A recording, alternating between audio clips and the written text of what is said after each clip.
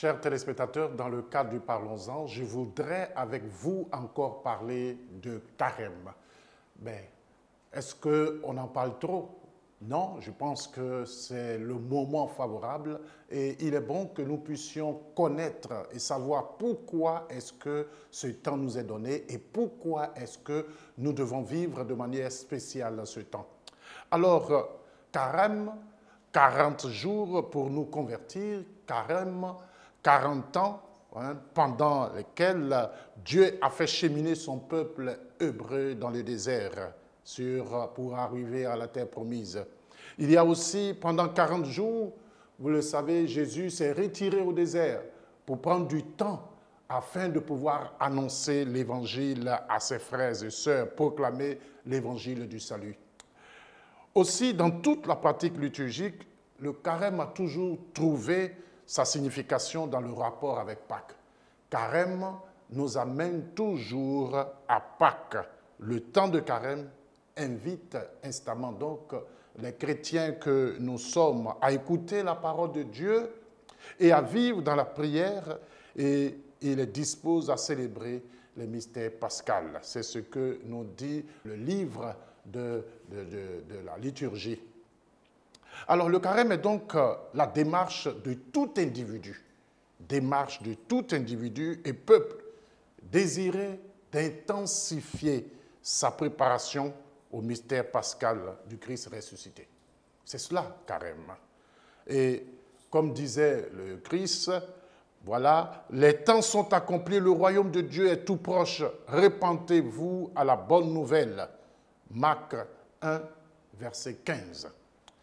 Alors, frères et sœurs, vous, chers téléspectateurs qui nous écoutez à cette émission et dans cette rubrique, alors, quand on parle de se convertir, qu'est-ce que ça veut dire? Parce que c'est un élément important, c'est un objectif à atteindre du carême, se convertir. C'est un temps fort, donc le carême est un temps fort qui nous invite à la conversion. D'ailleurs, le mercredi des cendres, vous avez entendu le prêtre, quand il vous imposait les cendres, dire « Convertissez-vous et croyez à la bonne nouvelle ». Se convertir, oui, c'est le moment important. C'est l'appel que le Christ nous lance aujourd'hui tout au long de ce carême. D'ailleurs, lui-même, il fait l'écho. Il inaugure son ministère en disant « Les temps sont accomplis et le règne de Dieu s'est approché. Convertissez-vous et croyez à la bonne nouvelle. » Le temps de carême est un temps qui nous invite à la conversion. C'est un temps de méditation qui signifie changer de comportement. Quand on change de comportement, c'est déjà un élément de conversion. Et ce changement-là doit se faire au niveau du cœur et au niveau même du comportement. Ce changement, donc le refus du péché, le refus d'accepter ce qui est mauvais en nous et dans notre corps. Et c'est dans cet ordre d'idée que je voudrais citer Monseigneur Echegaray qui affirme en substance « Dieu regarde le cœur et quand ce cœur s'est humilié, retourné, liquéfié, Dieu le réintègre dans sa grâce pleinement. » Alors, certains diront « Mais mon Père, on s'est converti déjà et on commence à vivre de manière réelle comme si nous étions de bons chrétiens. » Oui, parce qu'une fois qu'on est converti, on devient un être nouveau. On devient un être nouveau. Et lorsqu'on devient un être nouveau, on fonctionne selon les normes du Christ parce que nous sommes revenus au Christ. Et donc, il y a des choses que nous faisons qui sortent peut-être de l'ordinaire, mais c'est selon la volonté du Christ. Alors, pour se convertir aussi, il y a un élément important, chers téléspectateurs qui me regardez, il faut savoir jeûner. Jeûner, ce n'est pas seulement ne pas manger. Voilà, il y a des gens qui ne mangent pas et qui sont très nerveux d'ailleurs. Quand tu viens leur poser une question, ils s'énervent. Et puis quand tu leur demandes qu'est-ce qu'il y a, oui, je suis en carême. Non, jeûner, ce n'est pas seulement la nourriture. D'ailleurs, au niveau de l'Église catholique, les grands moments de jeûne, il y a le mercredi des cendres, il y a un jeûne obligatoire. Il y a les vendredis aussi, il y a un jeûne. Et puis, il y a la Semaine sainte où on fait un effort le vendredi saint. C'est ça un peu les moments forts. Mais le jeûne, ce n'est pas seulement la nourriture. C'est aussi la nourriture, mais ce n'est pas seulement la nourriture. C'est le jeûne de mauvaises paroles, le jeûne de critique, le jeûne de rancœur, le jeûne de médisance, le jeûne de la télévision. Bon, nous sommes à la télévision, c'est important, mais il y a des gens qui sont assis devant la télévision du matin jusqu'au soir. Jeûner, ça dit faire un effort pour ne pas se faire plaisir à soi, mais trouver du temps aussi pour les autres et pour Dieu.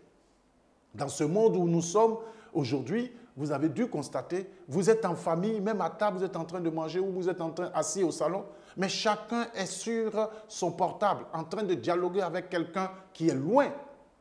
Et il ne se soucie même pas de celui qui est à côté de lui.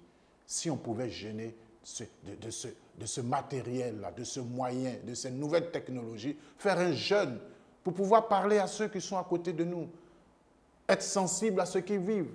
C'est vrai, ce serait déjà quelque chose de bon.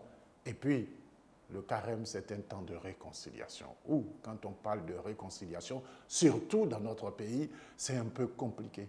Mais c'est possible. C'est possible parce que la réconciliation est le chemin de la paix. Et la réconciliation implique le pardon. Ce n'est pas un pardon qu'on donne comme ça. Non, non, non, non, non. Il faut faire attention. Je le dis souvent parce que pour demander pardon ou donner son pardon, il faut une pédagogie. Ce n'est pas parce qu'on a lu dans la parole de Dieu que le Christ dit qu'il faut pardonner 77 fois, 7 fois, que tu vas dire à quelqu'un, ben écoute, tu ne peux pas me pardonner, donc tu n'es pas chrétien. Non, écoutez, quelqu'un qui a perdu sa femme dans cette crise que nous avons vécue, qui a vu son enfant violé, une fille qui a été violée, voilà, tu ne peux pas lui dire pardonne comme ça. Il faut lui dire que ce que tu as vécu est quelque chose de fort. Mais ce que je te demande, c'est de pouvoir donner ton cœur à Dieu. Parce que pardonner, comme je le disais à d'autres personnes, pardonner, c'est avoir part au don de Dieu. C'est-à-dire, le pardon n'est pas dimension humaine, mes frères et mes sœurs. Le pardon n'est pas dimension humaine, je l'ai déjà dit sur ce plateau. Celui qui veut pardonner, il doit ouvrir son cœur à Dieu. C'est quand il a ouvert son cœur à Dieu que maintenant, Dieu peut entrer en lui et lui accorder le pardon. Et c'est pour cela. Et lui, il peut agir maintenant parce que maintenant, il est en Dieu. Alors, si nous l'avons fait, je pense que nous aurons vécu un bon carême. Ce n'est pas simplement jeûner, mais c'est se réconcilier, se convertir, c'est jeûner et puis surtout se soucier des autres dans cette pénitence et dans ce partage. Alors, le carême a été institué par l'Église pour préparer à Pâques. Et c'est un temps qui revêt une importance fondamentale dans l'année liturgique comme dans la vie spirituelle.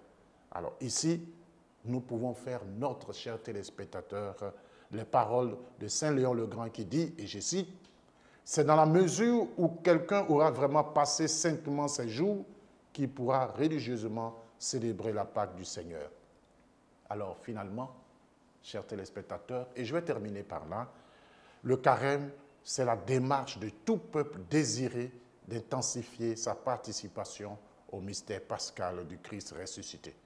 Pour cela, il y a un chemin tracé par le Christ lui-même. La prière, le jeûne, la réconciliation, le partage et la conversion. Le carême est aussi un temps de grâce et de salut. C'est le temps le plus propice à la médiation, à mieux s'approcher du sacrement et à la réconciliation. Et surtout à ce sacrement de la réconciliation. Carême, 40 jours pour convertir, 40 jours de marche vers Pâques. Je vous souhaite d'emprunter ce chemin de Pâques parce que en empruntant ce chemin, vous passez par la conversion, le partage, le jeûne, la réconciliation et surtout la conversion. Que Dieu vous garde.